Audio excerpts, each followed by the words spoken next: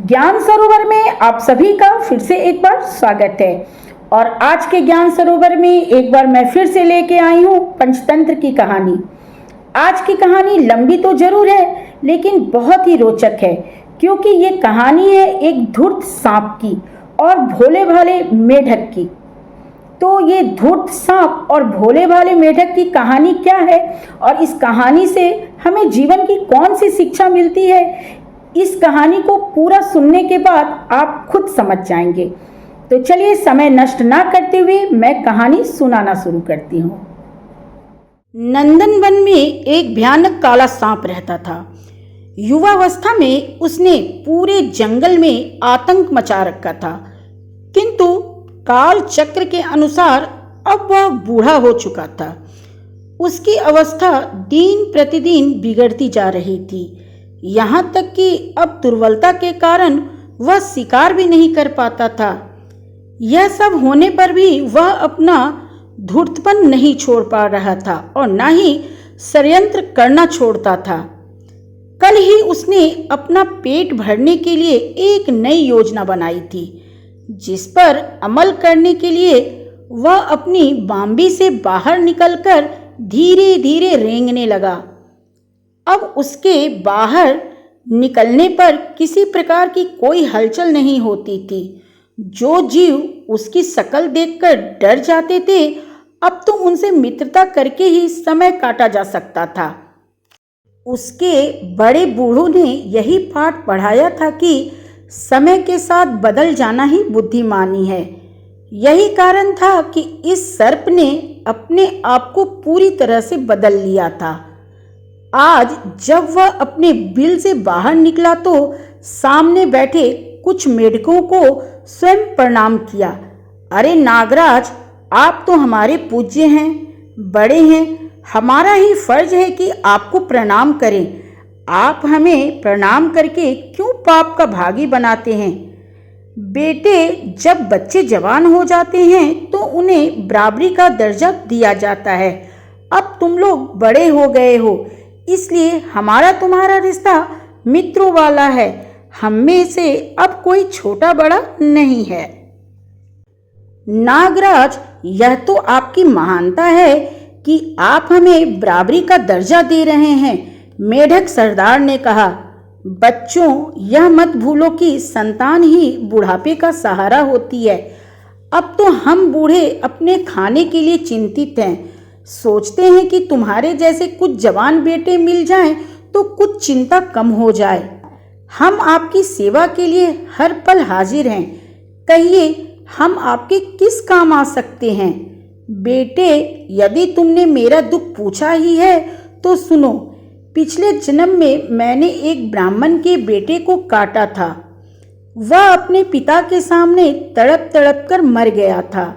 ब्राह्मण ने मुझे यह श्राप दिया कि हे पापी, तूने मेरे बेटे को काट कर मार डाला।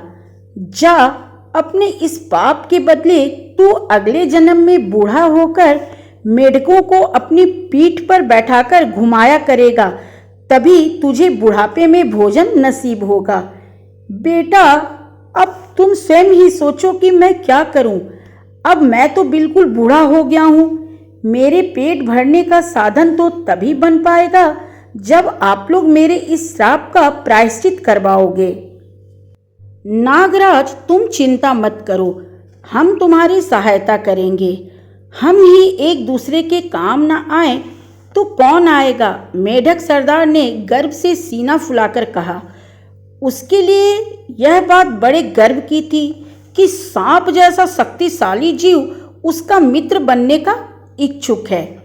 सांप अपने मन में बहुत खुश हुआ कि उसकी चाल सफल हो गई। अब वह भूखा नहीं रहेगा।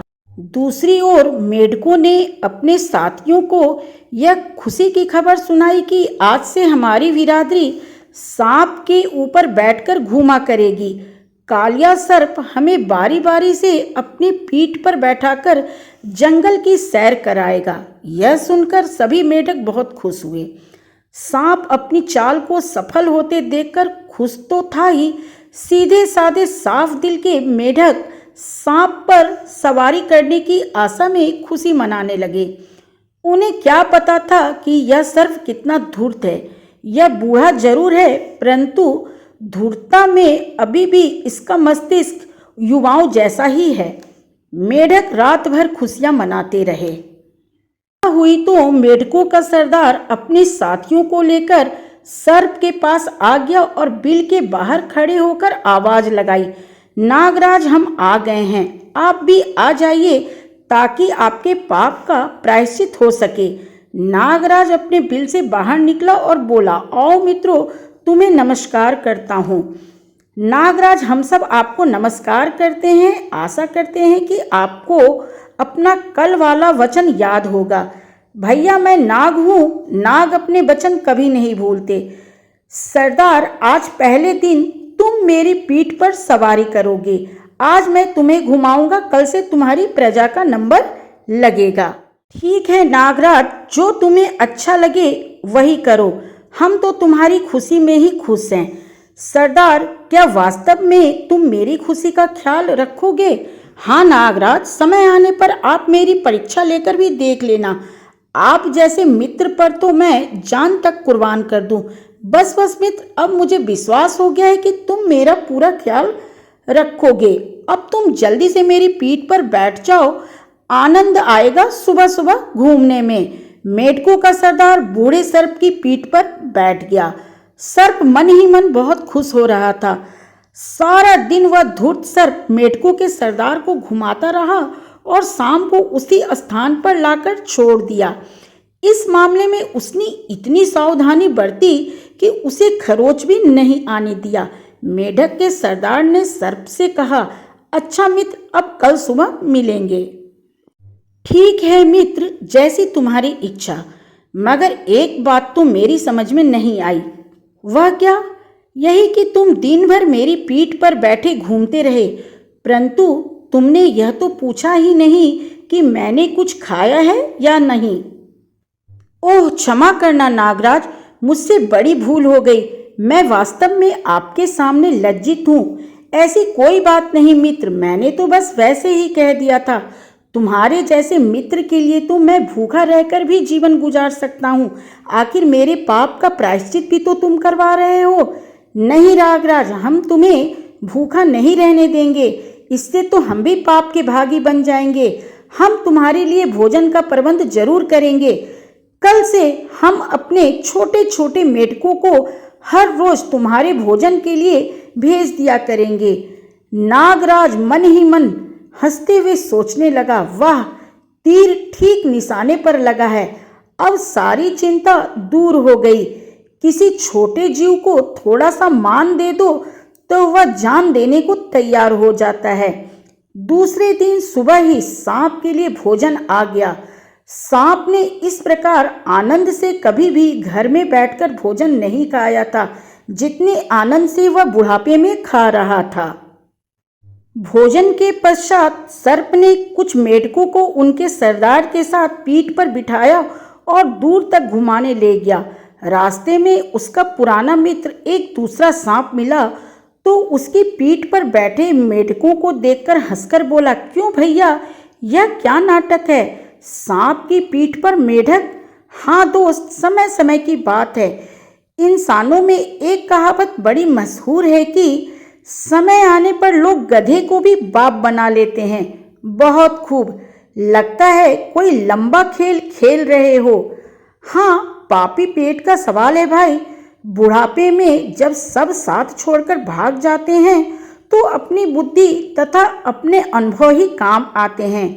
दोनों सांप एक दूसरे से बातें करते रहे। सर्प बड़े मजे से चलता रहा। सुबह से शाम हो गई। तब वह वापस अपने बिल के पास आया तो मेढक सरदार बड़े ठाठ से सर्प की पीठ से उतरा। उसी समय उसने तालाब में से कुछ छोटे मोटे मेढक नागराज के भोजन को बुला दिए। सर्प ने बड़े आनंद से भोजन किया, फिर अपने मित्र से इधर उधर की बातें करता रहा। मेढक सरदार सांप से दोस्ती करके बहुत खुश था। फिर सर्प की सवारी का तो आनंद ही अलग था। जो जानवर भी उसे सर्प की पीठ पर बैठे देखता था वही हैरान होता था। उसके मुंह से यही शब्द निकलते थे। तुम बड़े भाग्यशाली हो सरदार, जो सांप पर बैठकर सवारी करते हो। जो सदा से हमारी बिरादरी का शत्रु रहा है, उसे ही आपने अपनी बुद्धि से अपना दास बना लिया है। अरे भाई, यह सब राजनीति की चालें हैं। यदि सभी ऐसी चालें चले तो हम में और साधारण मेढक में क्या फर्क रहेगा? सरदार गर्व से कहता। समय बीतता गया। नागराज अपना बुढ़ापा बड़े मजे से काट रहा था। अब उसे किसी प्रकार की कोई चिंता नहीं थी। धीरे धीरे उस सांप ने पास के तालाब के सारे मेढक खा लिए। अब केवल सरदार ही बाकी बचा था। एक दिन सुबह सरदार मेढक उसके पास घूमने जाने के लिए आया तो सर्प ने सबसे पहले उससे यही पूछा, मेरा भोजन कहाँ है? नागराज, मुझे बड़े दुख के साथ कहना पड़ रहा है कि मेरी सारी प्रजा समाप्त हो गई है। प्रजा ही तो समाप्त हुई है ना, तुम तो अभी जीवित हो। यह कहते हुए उस काले सर्प ने मेढक सरदार को भी खा लिया। अब इस कहानी से हमें यही शिक्षा मिलती है, इस कहानी के अंत से, कि कभी भी धूर्त की दोस्ती नहीं करनी चाहिए। धूर्त कभी भी अपना आचरण नहीं छोड़ सकता है। वो दुश्मन है तो दुश्मन ही रहता है, चाहे वह कितनी भी मीठी मीठी बातें हमसे करे। तो चलिए, आज की कहानी और अपनी बातें यहीं पे ख़त्म करती हूँ, इस वादे के साथ कि अगली बार मैं फिर आऊँगी किसी नए प्रेरक कहानी के साथ। तब तक के लिए जय हिंद, जय भारत।